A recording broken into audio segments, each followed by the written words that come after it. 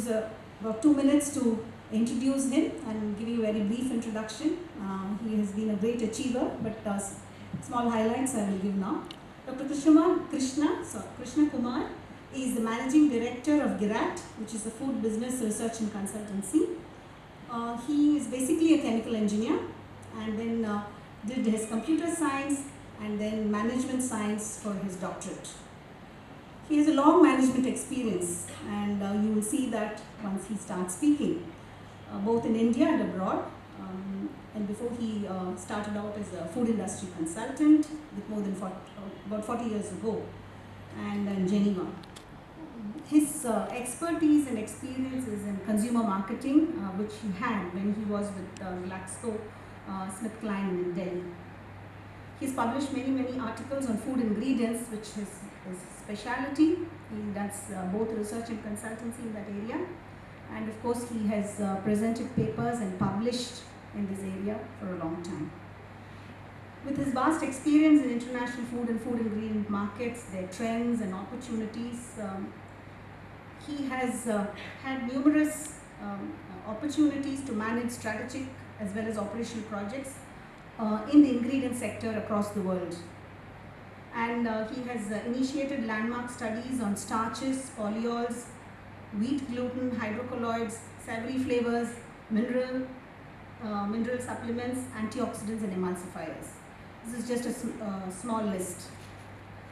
I'm sure when you listen to him, you will understand his breadth of experience and the depth of his commitment, which is what I have observed.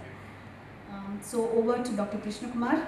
We will listen to him. I request all of you to please put your phones on silent mode or switch them off. And after the end of this, at the end of the session, you may please ask questions.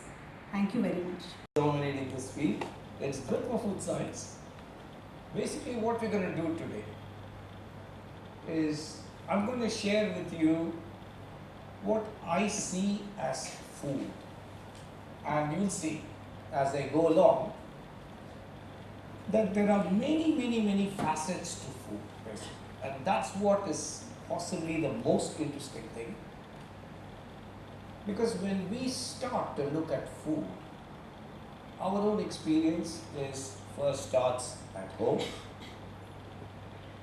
then it goes on to the little restaurant that our parents take us to when we are children. We understand what those varieties are, and finally we actually go ourselves with our parents probably, and then later on by ourselves to a retail shop and buy some food. And this food is in different formats and different stages of completion. So you then get a feeling that a food is not just a fuel. A food is probably much more than what we understand what it is. So let's start this. I want to know from you people as to what you think is a food. How would you define a food? Anyone here? Please. I'm sure you know the answers. Much better than I do. Just say, what do you think a food is? How do you define a food? Supposing somebody from Mars comes to you, suddenly lands and says, how do you people live? Or whatever. And you say, we have food. And he says, what is food? Tell me. How would you describe that? Can somebody say something about it? Fuel for the body. Fuel for the body. There you are. That's already one. So you got the fuel part of it. It's very important. Is there anything else that you say as to what food is? Sorry? Nutritious substance. So already we now have a second facet of food. We've started with the fuel function. Now somebody else is saying, hey, there is also nutrition. Let's see if there is any other facet to food. Do you have anything else? Any other ideas about food? It supports the physiological needs of the body. It's supposed to? Physiological needs of the body. Physiological needs. Now, she's getting into the health aspects, and she says it also does something to the physiological needs. We'll look into them and see what they do. So, we started with fuel.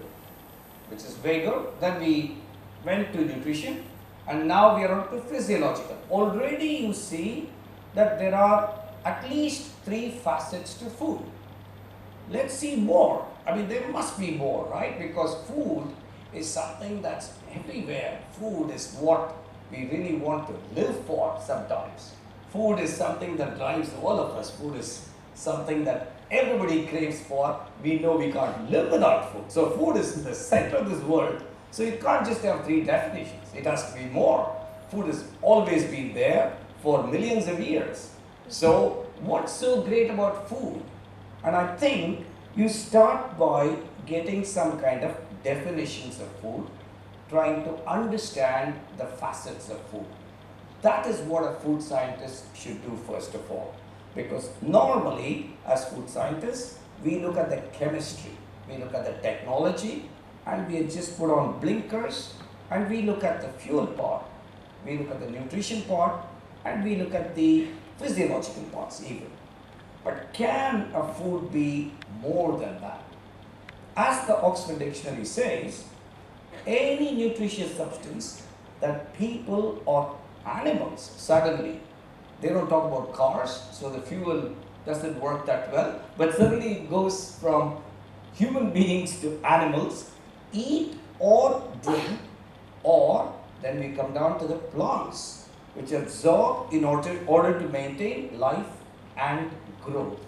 So there are 2 key parameters here that you've already seen. One is to live, you need food, and then to grow, you need food. So at least these 2 parameters are important. And then we said, oh, but then it should also give us nutrition. But nutrition is within that growth. The physiological needs are within that growth. Is there anything else that can be interesting about food? Is it all about eating to live because you can't do otherwise? And then you want to grow. Does it stop there? No. Food is everywhere, and food is everything in our life. Take these other perspectives of food. Food is tradition. So you say, hey, I come from Chettinad, and that place has got a tradition of food. That actually is a motivator for me because I associate myself with that place. And as a company selling food, I can then say, hey, I can use that tradition of this food, the facet of this food, to actually market my food better. Because this consumer does not just want to grow and live. No, this consumer also wants to live happily. And so some part of that happiness, this food can bring. And that is a tradition that food can bring. So already you have one indicator that it's not just the physiological, the fuel and the nutrition needs, which are of course very important, but there are other needs. Then what else are the other facets? You can go on and on and on. Culture. Food is part of the culture. Almost all cultures have their own foods. In India, you know that there is such a diverse culture, but then you ought to say diverse culture of food, basically. Because every culture is almost defined by its food habits first, the language they speak second. These 2 actually define a culture in most places. And so you see in a place like Europe, you have small countries, Belgium, Netherlands, even Luxembourg. They all have their own food cultures, even today, and they maintain it. So the food and the culture part go very strongly with each other. So once again, if you're a food scientist, you need to understand that hey, I need to understand that I'm actually not just catering to as a fuel or just to grow or just to live. No, it's a lot more than that. I'm catering to the tradition, I'm catering to the culture part. But the culture itself is a very widely used terminology, and you have it everywhere. So you take a country like the US. What is happening there? You see that the companies around, the food companies, they're actually trying to harmonize that culture. Why do you think an American going out wants to go to a McDonald's? Not because it's cheap, not because it's particularly tasty, it's because that's the culture he was brought up in. And he knows what he's going to get. So when he gets into a McDonald's outlet, he knows that the bun is going to taste like this, the burger is going to taste like this, the fries are going to taste, and they are uniform and they are the same.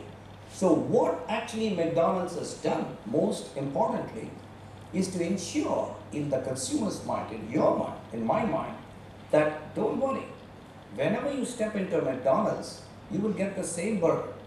Now that is the culture that we are talking about. So human beings want to associate themselves with a culture, and this is a McDonald's culture that they've created. Just like when, I don't know how many of you are from the south of India. How many? Can you raise your hands? Wow, okay. And how many from the east of India? Nobody? Yes, there are. From the north? There are people here. And from the west? No one? Okay. But as you know that each of these regions of India have their own cultures. And do you know one of the most important problems that people coming from one region to the other have today? It's about the food. It's about the food culture.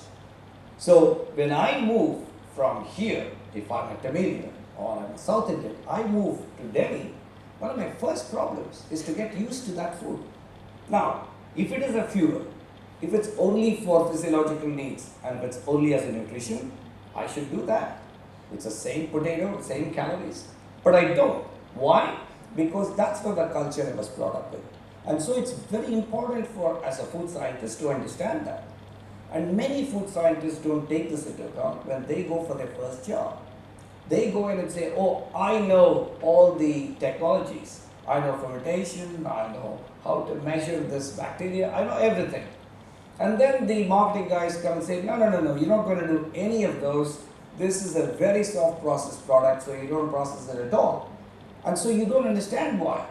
But then that customer wants it only that way because his culture is different. So what you need to understand is not just the supply end of food, as I call it, which is its basic functions, but also its numerous facets. Now, food can also be a poison. That shocks you, right? There's a proverb in Tamil. I'm from Tamil Nadu. It says anything in excess can be a poison. And food actually has been proven almost to be a poison in the US. So if you take the US, what happened was till about the 2000s, the government actually promoted cheap food because they wanted people to get cheap food. It was almost called the economic legislation, by which the government told all the big companies, go ahead and make cheap food, we'll protect you, because the consumer has got to get cheap food. What happened? You know what happened. They all got obese in large numbers. The government's bills for medicine increased. They were in debt trouble. So come 2000, the government says, oops, I've made a mistake. I must change. And what do? I must have some kind of a social legislation by which I say, make sure that nutrition is an integral part of that. So even the US government has got it wrong when it started to look at its food policy. So you've got to be very careful when you define food and what its functions are. Now, having taken you through that little market for food, you know that food, you can get it, as I said, at home. You can cook it at home. Or you can go to the restaurant. Or you can go to the retail shop and buy food. And that food in the retail shop is made in a factory. So when you come to a factory, you find some food there being made. Let's take a soup. When the consumer actually consumes that soup, it's exactly like the soup that he or she prepares at home. But he doesn't even know that it may not be anything to do with the preparation that he has made in the kitchen. The two products are entirely different. They are almost like infant formula and mother's milk. So when you go to a factory and start to make food, often you should not really worry about how it's made at home, probably. What you should be bothered about is what kind of product is it? How do I deliver it? And hence, working backwards, how do I start producing it in the factory? This is a very, very different approach. Often you find for the same product that's cooked at home and at the factory, the raw materials may be different. Basic raw materials. The processing is completely different. The shelf life is different. Everything is different. So, you need to be aware that a processed food is a very different product from a food that's made at home. So, if you were to define what I call as processed food, the definition is that foods that have been treated or prepared by a special method, especially in order to preserve them. So one of the key aspects of a processed food in which most of you will be involved over a period of time is what is called a shelf life. Now, when you want to cook food at home, you can cook, but it doesn't keep for long. You know that. You can keep it for 1 day, 2 days in the refrigerator. After that, you can't keep it. Whereas, a processed food in general is supposed to last that long. So you have many examples of processed foods versus homemade foods where that shelf life or the life of the product makes all the difference, right? So you have now the whole definition of foods versus processed foods. And what you will be focusing on in your lives is not more with processed foods, but all the time keeping the general foods at the back of your mind. That's what you will be working on.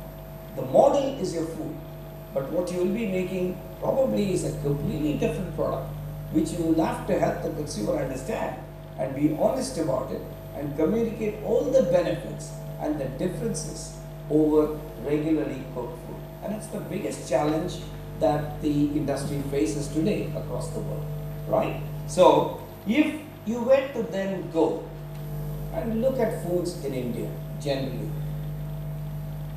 what we have tried to do here is classify food according to the time you eat that food. In general, you have a breakfast food that can consist of non-Indian foods, breakfast cereals, for example, bread, it can be various other products.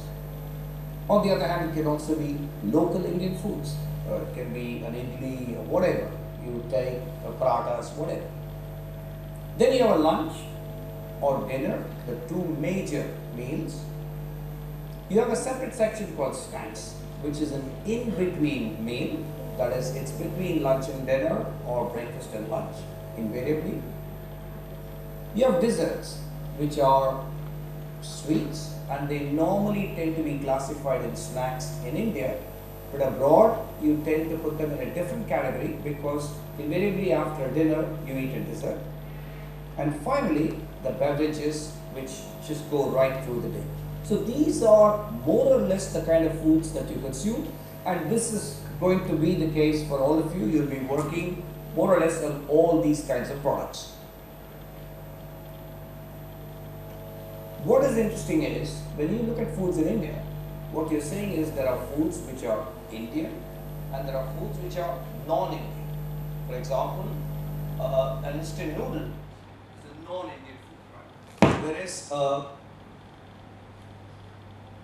paratha or a chapati is your Indian food. Now, when you take the plethora of Indian foods that are available across the country, you see that in every single culture, they cater to all these categories that we have here, right across all these categories. You can find products.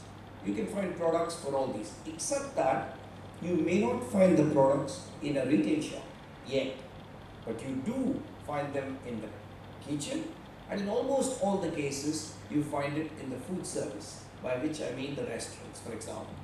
So what we're saying now is, as far as India is concerned, we have got a huge and very long history of food, which means at home we have a thorough knowledge of how to make foods, and that unfortunately is fading over a period of time, but we still have a huge amount of knowledge, which thanks to the software today, we are putting that into the internet, so you can actually access the recipe. So today, cooking at home, we're covering everything.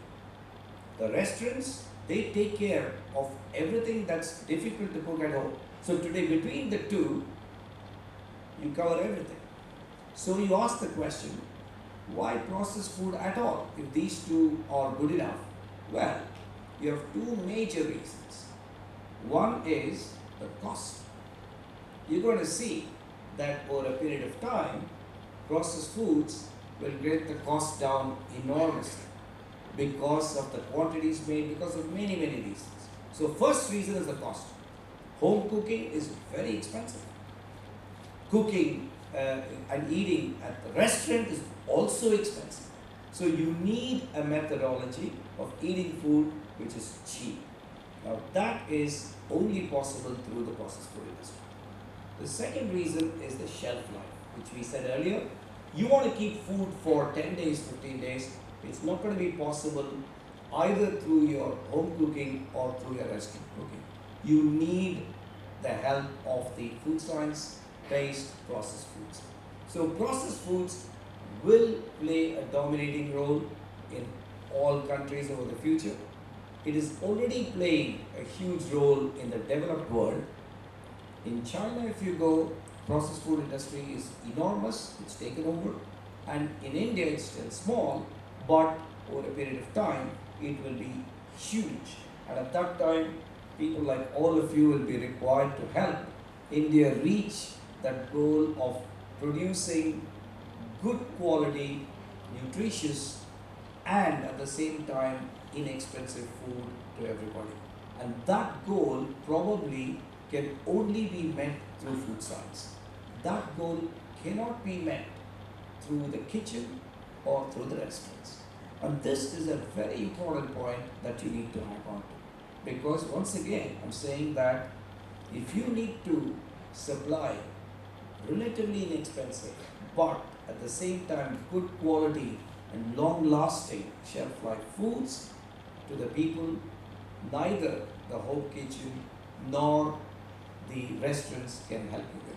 But at the same time, as I told you very clearly, that processed food is not at all the same as the kitchen food. We said that. It's like infant formula and mother's milk, literally. So the processed food industry should be able to say to the consumer that, hey, if you want to cook food at home, please do that. That may be your best option. But if ever you're not able to do for some reason, be that for cost, lack of knowledge, time, it could be any reason, convenience, because you may want to go out at that time, or you may want to watch the television, you may want to spend the time with the kids rather than at the kitchen. So if all these reasons are there, then you have two choices. You can go to the restaurants, or you can come to us as processed food manufacturers. But the restaurants are going to be expensive for you. So if you want to do that on an ongoing basis, your only way out is to come to us. We will ensure that we give you products which are as nutritious as possible and as inexpensive as possible. This is going to be the future in almost all the countries in the world. This already happened in the West, and it's most likely to happen in India too. This would be the summary. But what I told you about the diversity of cuisines is very, very important. It's diverse across the world and diverse very much so in India, which means the onus is on you to understand that diversity. And that diversity, we remember, it's not just food science. It's linked to culture, tradition, a whole range of reasons. So it's up to you to understand and see how you can deliver that diversity through food science and processed food. So this is a mega challenge that is in front of you, all of you people. I'm sure you'll achieve it, but it's a very, very big challenge. Now, what you also need to understand is in what formats food is available. And this can be in raw material form. Flour, spice mixes. So when you go to a supermarket in India today, there are huge shelves of flour. There's a massive area where dal is sold, your lentils are sold. Rice bags, huge ones are sold. You come to the West, you will not find any of them. You do not find 5-liter oil cans. You don't find them. The oil cans are very, very small. Flour is sold in small bags in a small area of the supermarket. Rice, you will find 6, 7 little bags. You don't find lentils in more than about 3, 4 layers of the supermarket. So basically, the West, the whole thing has changed, which means the raw materials have given way to semi-finished to finished products. That's happened. Whereas in India, we still see a large section with raw materials, but that is going to change. And that's where you people are going to play a role as to how that raw material here is going to change over to that format, which is ready to cook or even ready to eat at a later stage. Now, as I told you, India is right now more or less here. This is where it is right now. It's mostly raw materials, very little fully processed food that you get, which really means what? You're paying a lot of money to eat that food. It's just, food is far too expensive to make.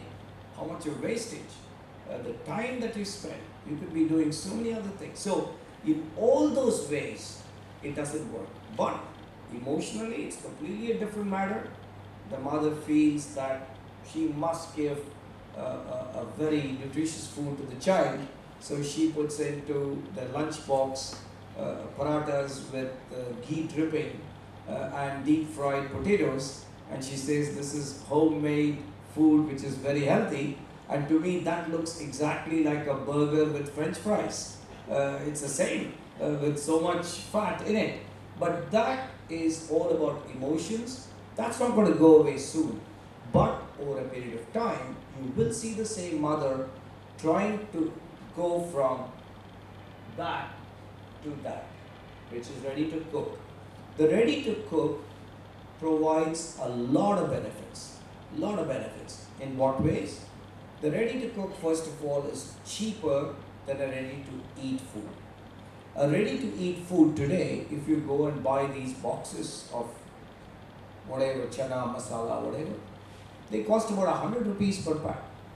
So for a family of 4, you probably need 2 packs a day, which means you're going to spend 200 rupees a day just for one side dish. And if you multiply that by 30, you're ending up with 60,000 rupees just for one side dish for the family. So that's never going to work. And unfortunately today what people don't understand is that those people who can actually afford that 60,000 already have a cook at home. So they don't want to buy this at all. So these products, if you notice, they've not grown at all. And you would have seen in the marketplace a lot of products which have come and gone. And they don't get attractive at all over a number of years. The reason is very simple. The target group is not there. But if you notice one single product, which is the dosa dough, you see that this product is only about 10 to 15 years old, and today almost all households in south of India, they use that product. It's an amazing invention. Now, this is really food science. This is exactly what you people should be doing in the future. Look at that product. Somebody thought about it and said, look, how do I make a dosa at home? And that's how you need to start. How do I make it? I have to first go through this heavy process of grinding all those products with these huge grinders. I then need to clean them up. That's going to be a big task. And then If my son comes and says, hey, can I have a dosa now? I said, no, tomorrow, not now. That makes no sense. When he wants to have a dosa now, I said, no, it's tomorrow. There's something called fermentation, and it's got to go through that process. So I can explain that to you, how the bug comes and eats the sugar and goes it. Come on, you got to get the dosa, you can't. So what has happened is, somebody found out what is the most difficult part of that process that housewife or house husband goes through while making a dosa. And that is that preparation of the dough. And somebody put that on the shelf and it takes off.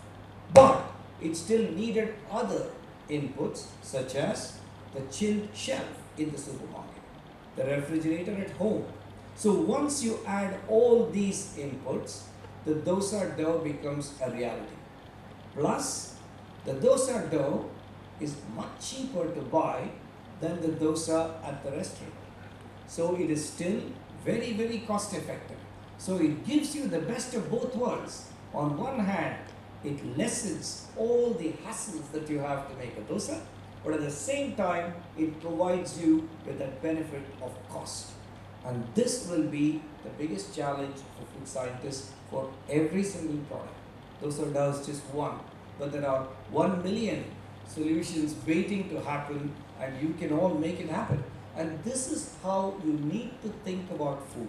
When you see food the next time, any food, and you say, how is it made? Can I make any difference in this? And what is that difference? Will that difference be significant enough for the consumer? If it is not, he or she is not going to bother. You say, I'm going to change the color from red to yellow. They say, no, that's not important. It's not interesting either. But if you want to make it much more attractive, yes, it makes it interesting. I'm going to reduce the number of ingredients that they use because they're so difficult to find in the market. I'm going to do that. And I'm going to replace them with some kind of a mix that they can add instead of going around to all the shops looking for those fancy ingredients. That makes a lot of sense. I'm going to introduce a soft technology that will make it exactly like the home cooked product. That makes it interesting. So the challenge for you when you look at a food the next time is, how is it made? Rather than saying how good it is, of course it's always there, but you should seriously look at the food and every single food that you see, how is it made? Can I make a difference? And that's what a food scientist needs to do. Do you get that point? I mean, do you have any questions or any opinions on that? Please stop me while I'm speaking. If you then see, please, yeah. How safe are processed foods? Please. How safe are processed foods? Good question. How safe do you think they are? And what exactly do you mean by safety? Let me ask you two questions. What according to you is a safe food? In what way you think a food will be safe that you make at home? Do you think the food that you make at home is safe? It is? Yes? What makes it safe, do you think? Hygienic conditions, preparation. Okay, right, one. What else can be safety? And we do not add any preservatives which processed foods contain. Right. So that brings up a very important point, because you think adding a preservative actually makes it unsafe. Right. Now this is exactly what's happening in Europe. That's the backlash that we have right now in the food industry. The first one may be or may not be true. I can assure you that most of the certified companies that make food are very specific about hygiene. And I can assure you they are much more hygienic in most of the houses that I've seen in India. So to me, I'm not saying yours or hers or whatever, but hygiene per se, I think in a processed food, you get a much better hygiene. How many people have you heard who've died eating some Nestle food or whatever in India? If it were the case, it would have come up immediately. You don't. I'm not saying they don't die at all, but the numbers or the percentage of such happenings are very, very rare. And that's also true internationally. It does happen because there is no zero risk, but the risk is certainly lower. For example, a lot of people don't understand that flying in planes, is about the safest way. Statistically, it has been shown that the number of people who have died from plane crashes is the least as compared to a car or a train or a bus or whatever. So this is a feeling that people have, which a food scientist has to face and ask the question, exactly what are those elements that may make a food unsafe and how can I overcome those? You pointed out two important things, but there are other bits. But certainly, if it is unhygienic and what you really mean is bacteria presence, etc., which will make a food unsafe. But a food can also be unsafe due to packaging, poor packaging. A food can be unsafe due to, as scientists, water left behind when you're not supposed to. Through oxygen, it can come and damage a food. You know about antioxidants. Exactly the same way, the preservative has been there to exactly expand the shelf life of a product. Now, these preservatives have all been tested over a period of time, 50, 100 years.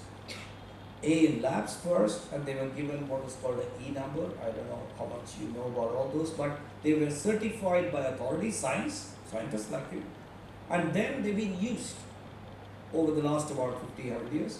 There has been no conclusive proof that they are unsafe, so nobody is able to say anything against it. But there is a feeling that, look, when my grandmother made this particular food, she never used preservatives. That is the problem. But why is this guy, when he's using it, why is he using it? So you get a feeling that it's unsafe because it is not familiar to you. And that is, we come back to square one and say, these two are different products. So when you think of a processed food as real food that you make in the kitchen, you get into a problem.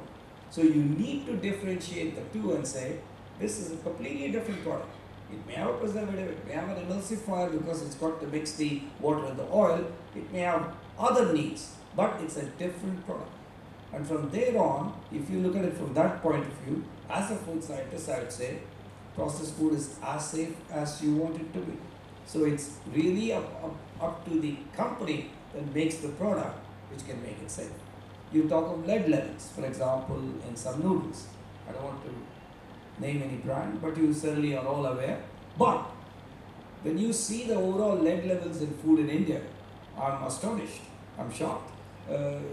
It's nothing as compared to what they found in that particular noodle, if at all. So all I'm saying is, one is perception, one is reality. We have to live with the perception of the consumer, exactly like you. But as a food scientist, you need to wear two hats. One is as a consumer, what does he or she think? But one is science, because there is science and there is fact. We all believe in science, we're all scientists. So you can't run away from science. There is science and there is perception.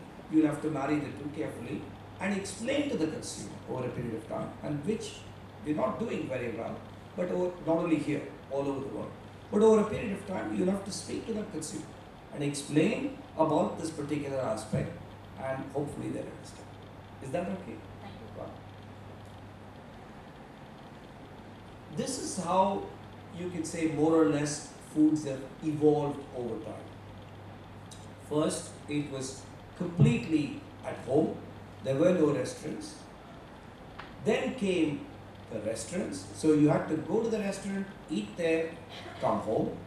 But then somebody told you, no, we'll also pack it for you and you can take it home and eat. So that became the next trend.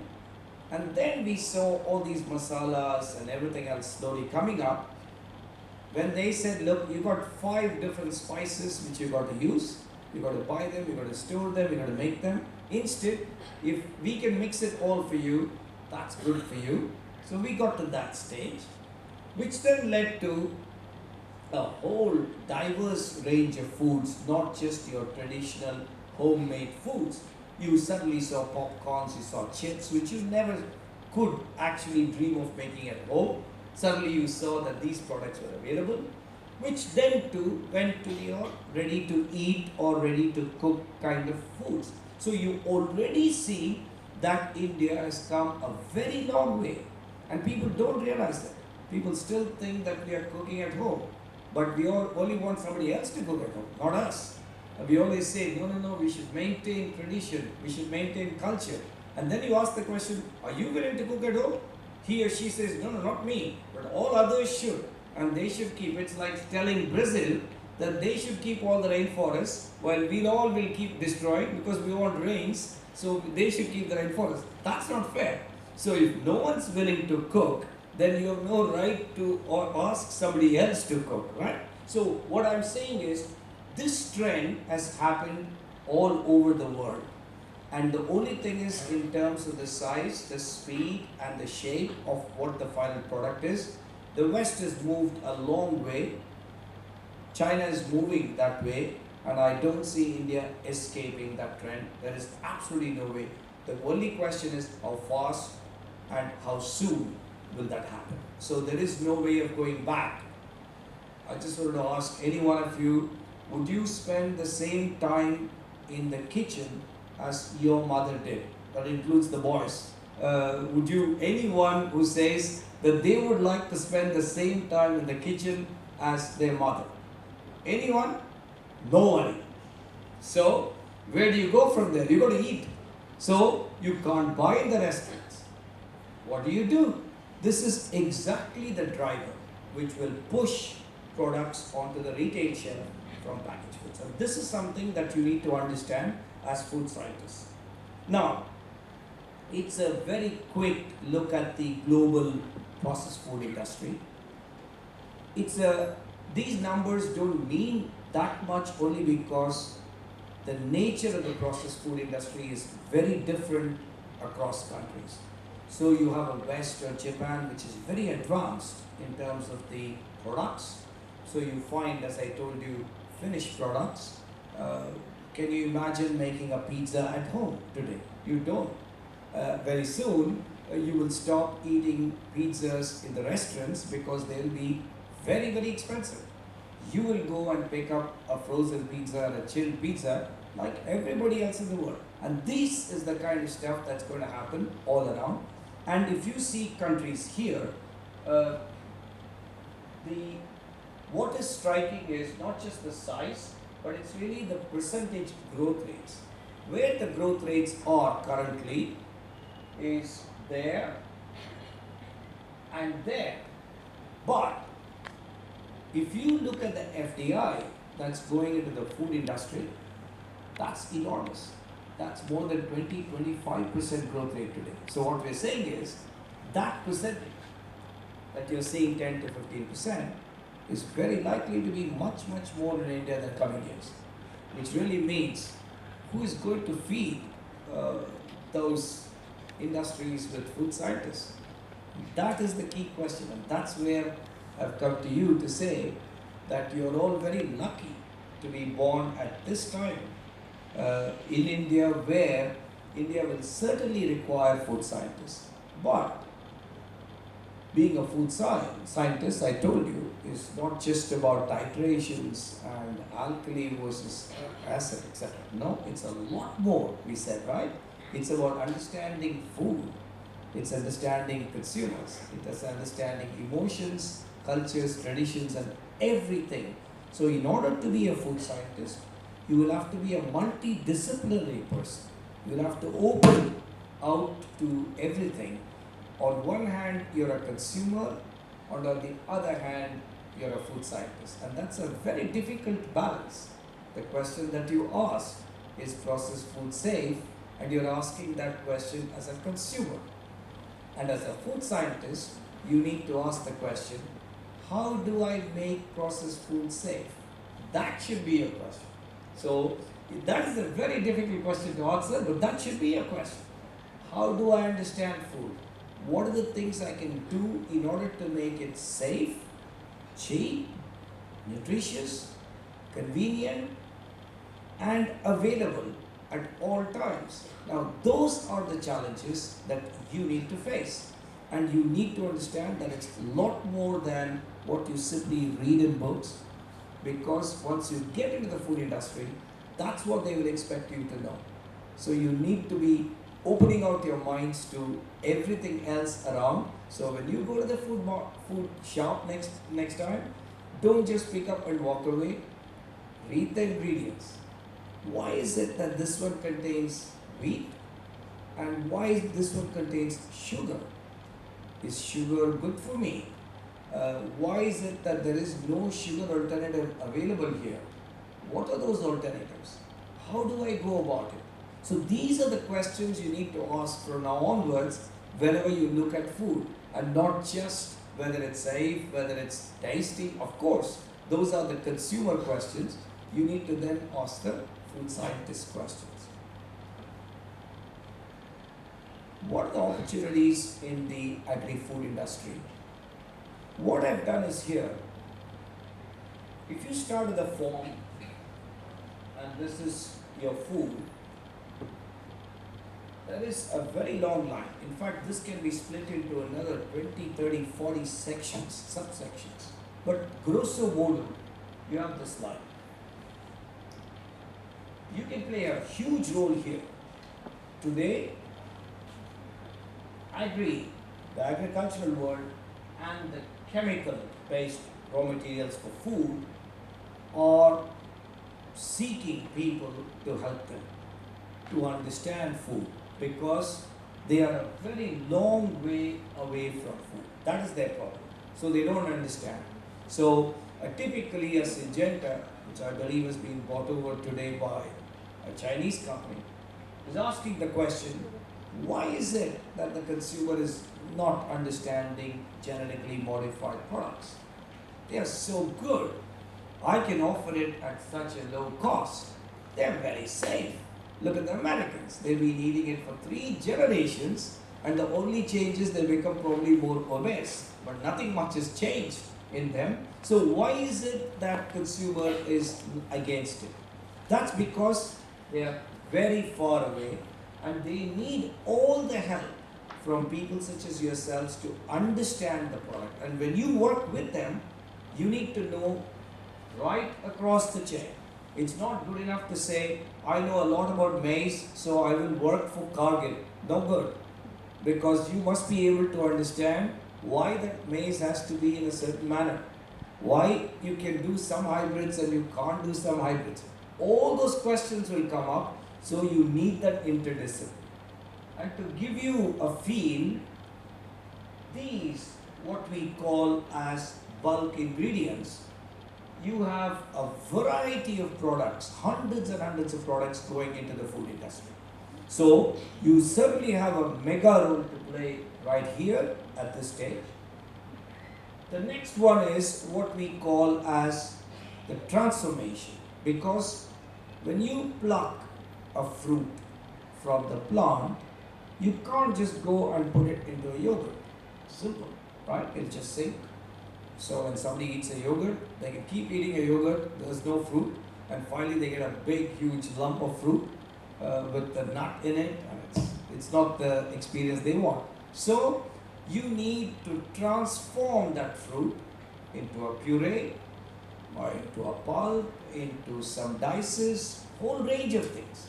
And it's not good enough, because that little dice has to be evenly distributed in the fruit. Because every spoon I take, that fruit should be there. Otherwise, in one spoon I get a lot of fruit, another spoon I get only a yogurt. That's no good. Plus, that fruit should taste fresh. So I may have to add something to make that fruit taste better.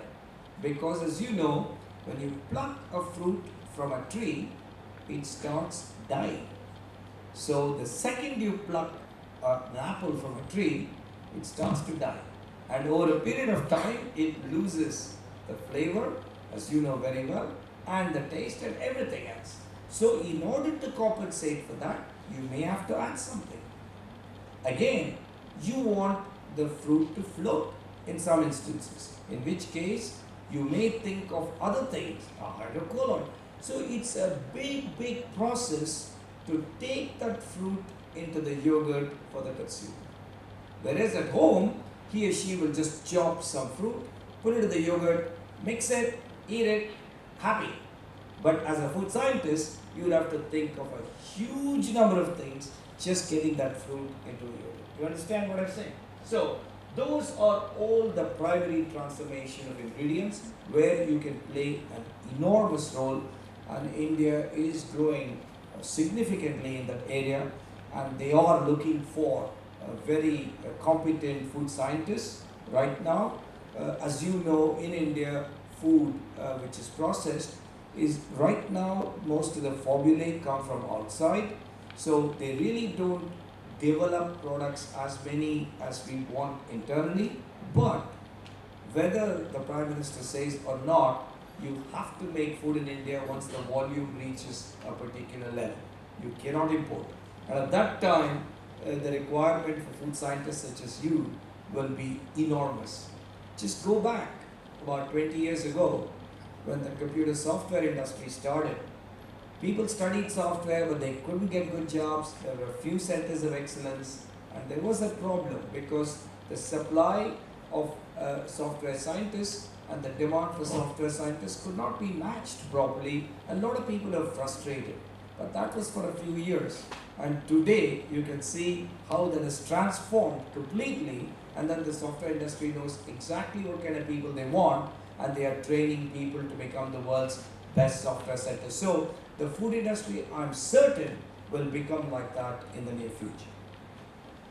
The basic areas, food processing, that's where you find the three areas of ingredients, the process itself or the machinery, and the packaging. These three play a role in a factory, and you can play a role too within that factory or at the suppliers of each of those, that is a processing equipment or an ingredient supplier or a packaging manufacturer. I'm making it sound very simple. It's a very complex chain, but you can play a major role in any of those areas or even upstream or downstream of those. Finally, the food service and retail, they are going to be the largest probably in the world next to China or even bigger than China. They will need a lot of people. It's not just about quality control. Food services outside are divided into two parts actually. It's coming into India now. One is called contract catering, which is basically catering to schools, canteens, in offices, prisons, airplanes, those kinds of food. The other one is commercial catering, which is into restaurants all over the world. Now, for each one of them, the requirements are completely different, and they need food scientists to design and develop food. Food is not only nutrition, fuel, etc. We said that, it's also fashion. So when you actually design food for an airline, one of the main things is the visual appeal, the ease of eating, the fact that it should not smell, for example. If you go to supermarkets around the world, the fruit and the vegetables, they will not smell because they've been played around with, whatever you call it as, in order that you can walk around the store without having pungent smells. Now, these are all food science based. You can look at it either way, but those trends are there to stay. And once again, my request is, when you look at food science, do keep the consumer part at the back of your mind, but don't mix the two. Because once you mix the two, you're neither a food scientist nor a consumer. And that is the big danger that many food scientists today do. You can't be both at the same time. You will have to be impassionate when you are looking at food science, but always keep the consumer in mind. It's not you, it's somebody else. And that's the way I look at food science all the time. So you have here a whole range of technologies. These are just examples, but there are many, many modern technologies. For example, if you just take encapsulation today, the length and breadth of encapsulation technologies is stupendous. Today you do it with yeast and every other thing that you can find, and all it has become, the cost has become very low. So today one talks about putting encapsulated flavors and even chewing gums, very low cost chewing gums. You can do a lot with these technologies where your role is enormously important, and in fact without people such as yourselves, those just don't work. So they need very, very good food scientists. And all these, as you know very well, the base, which is the quality control, the new product development, the R&D, these are the departments, but they manifest themselves across all these and more. So your opportunities, once again, are almost limitless from the point of view. Just to give you one example, just to give you one small example, if you take just soy, and you see how many things one can do and one does today, and where you can play a role. You can do nutraceutical fractions. They are very well known right now. You can take proteins, many types of proteins, and play around with them. These are emulsifiers, antioxidants, those kinds of ingredients you can take out. And also, you must have heard of soy milk, soy oil, all kinds of consumer products. And each one of them requires food science. And you see here, how many processes you can go through and how many parts of soy you can actually take products out of. And each one requires food science. Just to give you a tiny example of soy. And now when you multiply this across the spectrum of food, again the challenges are immense, and I would say the opportunities are immense. This is being done now in India. Many of these are being done in India. Not all. Why? Because on one hand the knowledge is limited, and on the other hand the demand is not there yet. But when that demand comes in, it has to be produced in India, as I keep saying, once the volumes go beyond a particular level. And you people, once again, can play a very, very strong role. When you take an ingredient in a product, roughly we say it's about 1/10 the value of the total product. Why? Because there are other elements to a product. Once you make a product, you have other costs, processing costs, packaging costs, distribution costs, the margins, etc. And finally the consumer gets it. So the ingredients, they do play a role to the extent of around 10%. But this is a very rough number. But that ingredient choice happens interactively with all the other departments of the company.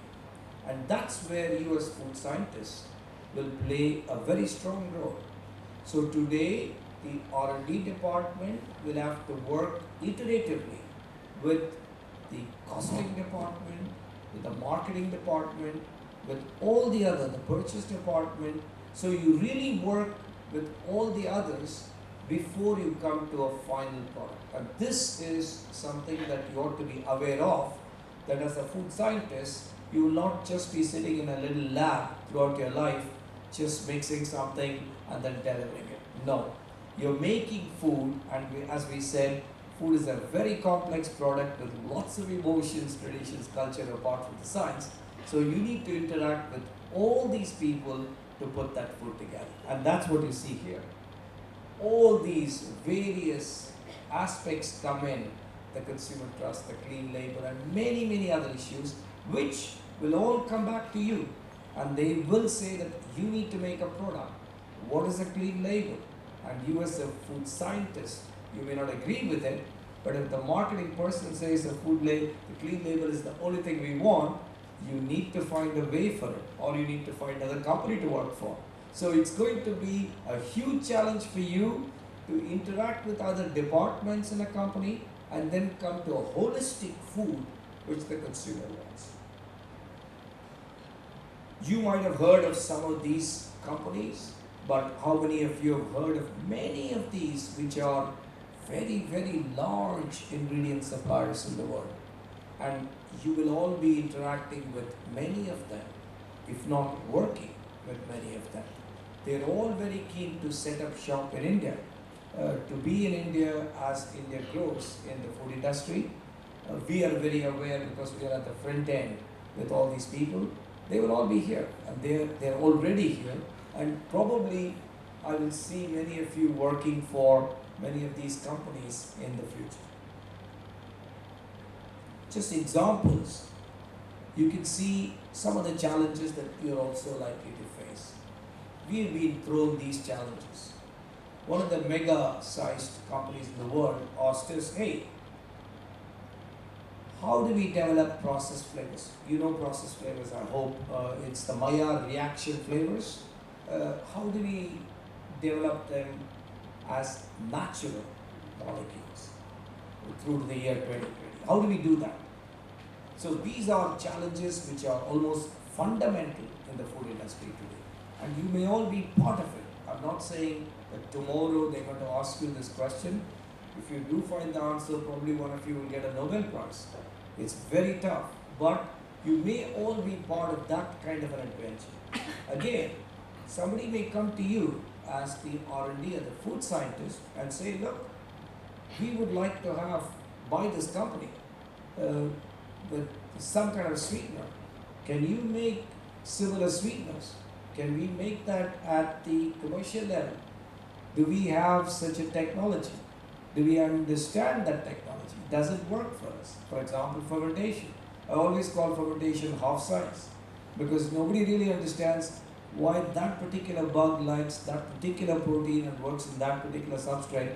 It's very difficult. Even large fermenters have been to, including those in Japan, Korea and Europe and in the US, they never touch any of those elements because they're very worried that once at a commercial level it starts to work, it may not work properly. So you will be faced with those challenges and you need to be prepared for those. Again, about customers, about consumers, low salt, low sugar, you may have to work on them. Why? Because consumers are demanding for them. So the same ingredient, can I work on a low salt version? So it's all again consumer related. Brings me to the end to say that first of all, I wish you all the very best. I'm sure, I'm certain that all of you are much brighter than I am and you will all do very well in your lives. It's just that it requires, we said, a multidisciplinary approach to prepare yourself. Do not put your head down into the beaker and keep looking at the titration value. It's a lot more out there. You'll have to look at food as this complex thing which is really bundled up with emotions and passions and everything else, and understand that at any point in time it's culture based. Food can be very different in different parts of the world, so you need to be flexible in your approach. Wear your cap as a food scientist, but also remember to take it off sometime and wear your consumer cap, or at least find out as to what the consumer wants and do work with everybody in the company to create great processed foods for India. Thank you very much. Thanks a lot.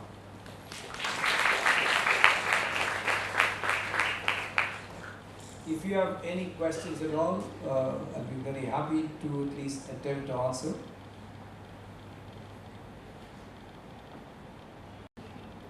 How do you measure consumer acceptability? I think it's very, very important. It's very tough. It's very tough. Why? Because, as I said earlier, what consumer are you talking about? Like in a country like India, you want to launch a product and you want to find consumer acceptability. Well, before that, you've got to decide which consumer are you talking about. So, is it going to be only in the west of India? Is it going to be only in Tamil Nadu? Is it going to be national? So, that's the first question. I work for a company which used to produce and market national brands. And I was the product manager for a brand called Boost. Maybe you all know. It's a milk additive called Boost. And it's a national brand. And it goes to all parts of India. So exactly the same question we used to ask almost every day. What does this consumer want? And in addition, we also had a lot of constraints inside the company.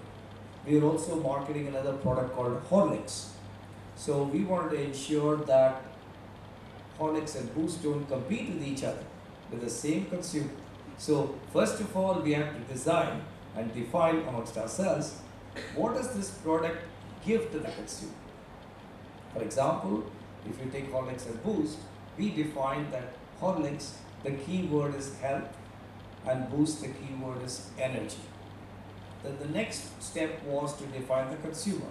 So based on that, you start to define the consumer. Why would somebody want to buy Boost, and where do they buy Boost? So you need to do all those iteratively. And once you are clear about what kind of consumer you want, you start to test the product. You start to first test it internally, and then you start to go out and test. There are very good models available these days which predict reasonably well the acceptability of a consumer. But the only problem is it all changes. The consumer is the most untrustworthy person. Never sticks to one thing, changes totally illogical, changes his or her mind like that just because the neighbor said something is wrong. So what you really do is you present the various options and test out the acceptability. Now, in terms of the taste, there are standard, well approved taste panels, etc., which you've heard of, which lots of companies do. Particularly what I call as the flavor houses. They are now experts in testing those. But once again, lots of things have changed all those. Today, the social media has changed that completely. So consumer acceptability of, for example, textile. Today, more and more large textile houses, they don't go through standard consumer studies. What they do is, if it's a spring collection for next spring, they put it out 6 months ago on the Facebook of all their consumers and say, okay, here are these 5 models, which one would you use or which one would you prefer? And they take that feedback and start to work on it. And nowadays they even go one step further. They give you pieces of the dress and they say, you design it the way you want to and show me the way you like and in what color you want. So there is a lot more interaction that's possible today. Unfortunately, in food, you are not in a position to do that yet, but it's happening. In the US, there are these companies which are interacting directly with consumers rather than going through panels, etc., to test out whether they're acceptable. But that will not take away the basic tests, etc., that you need to do, which will always be there. But in all this comes cost. Because I still remember in my company when I launched a product, I don't want to say which product, but it just didn't work out, basically because by the time the finance department approved the product, there was nothing much left in the product because we had to take out everything because it was too expensive. So you have to also play the cost into all this while you test the product. But there are very, very efficient methods available in the marketplace. Very important question. Very important. Absolutely, absolutely, absolutely. You're very right. This actually, the basic argument is you waste more food at home. First of all, in the sense, why? Because of shelf life reasons. You cannot preserve food at home, so you invariably waste food. Whereas, in theory, most of the processed food, you can keep it that much longer. So, an equivalent product, you must be able to consume the processed food for a slightly longer time as compared to the same quantity produced at home. And as you know, you have to produce a minimum quantity at home. You can't just make 3 spoons of something. There is a minimum quantity, and you almost never get to eat everything because of children and other reasons, and you can't keep it. Whereas processed food keeps long. But then the challenge comes in terms of the packaging, the quality of the packaging, and particularly the size of packaging. Because as a manufacturer, I would like to sell large packs. That's where I make money. So I'd like to sell 2 kg packs of bhujia or whatever. Whereas for the consumer, it may be more ideal to buy a small pack of 200 grams, 300 grams, which you can consume and not waste. But that becomes very expensive. The smaller the pack, the unit cost becomes high for me as a producer and for you as a consumer. So what they are doing right now in terms of effort, all the companies are aware, the international companies are very aware. The waste can happen from the product itself. The waste can happen from the processing in terms of the energy they use, and the waste can happen at the packaging level. So they're trying to attack all three levels. For example, the waste that you talked about, one example I can give you, a concrete example, PepsiCo is working on an idea where it will have a potato chips factory where they won't get a drop of water from outside. They will cut the potatoes, take the water from the potatoes as they dry them, and circulate that water inside the plant to heat the plant. So they are planning such environmentally friendly operations, which you cannot do at home because you have a lot of constraints which only the industry can do. Similarly, in terms of packaging, in the West, if you come, that has been refined to a large extent. We used to have 5-6 packs for the same product. That's going down enormously. As you know, supermarkets today, they do not want to give you bags.